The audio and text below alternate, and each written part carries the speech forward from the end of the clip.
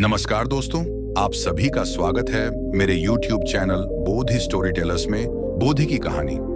एक छोटे से गांव में एक साधु बाबा रहते थे जिनका नाम रामदास था। वह बहुत ही शांत और बुद्धिमान व्यक्ति थे। उनकी बातों में गहरी समझ थी और गांव वाले उन्हें बहुत आदर करते थे। रामदास बाबा का जीवन हमेशा एक साधारण तरीके से बीतता था।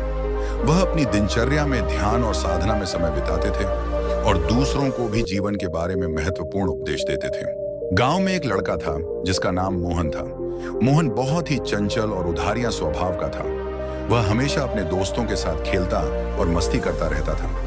वह कभी गंभीरता से जीवन के बारे में नहीं सोचता था। एक दिन मोहन ने सोचा कि वह रामदास बाबा से कुछ गहरी बातें सीखेगा ताकि वह भी जीवन को बेहतर तरीके से जी सके। वह बाबा के पास गया और उनसे पूछा, बाबा, आप हमेशा शांत रहते हैं और आपकी बातें बहुत गहरी होती हैं। आप जीवन को इतना संतुलित कैसे रखते हैं? रामदास बाबा ने मोहन की ओर देखा और मुस्कुराते हुए कहा, बेटा, जीवन की सच्ची समझ हमें अपनी अंतरात्मा से मिलती है।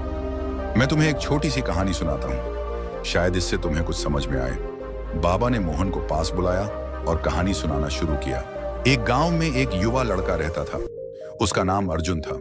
अर्जुन बचपन से ही बहुत होशियार था, लेकिन वह हमेशा अपनी बातों में उलझा रहता था और दूसरों की बातों को नजरअंदाज कर देता था। एक दिन उसे अपने गुरु से एक गहरी शिक्षा मिली।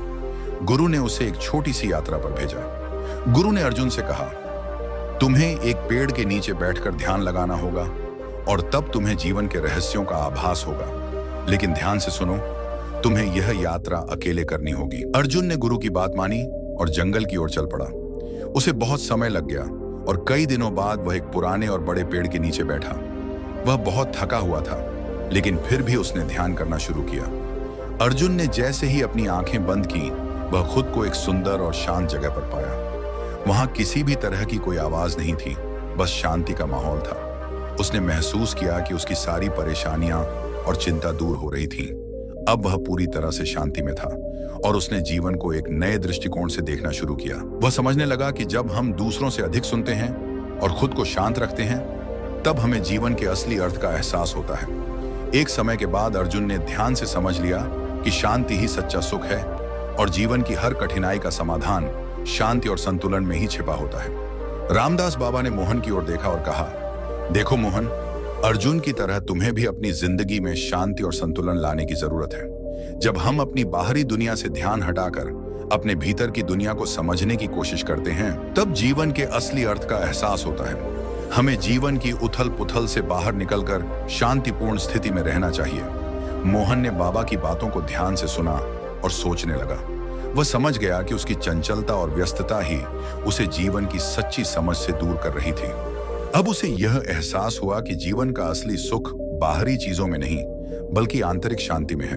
रामदास बाबा ने कहा, जीवन की सच्ची बुद्धि हमें तब मिलती है जब हम खुद से जुड़ते हैं, जब हम अपने विचारों और कर्मों को समझते हैं। हम जिस तरह से जीते हैं वही हमारे जीवन का सत्य बन जाता है। बाबा के शब्दों ने मोहन के दिल को छुआ।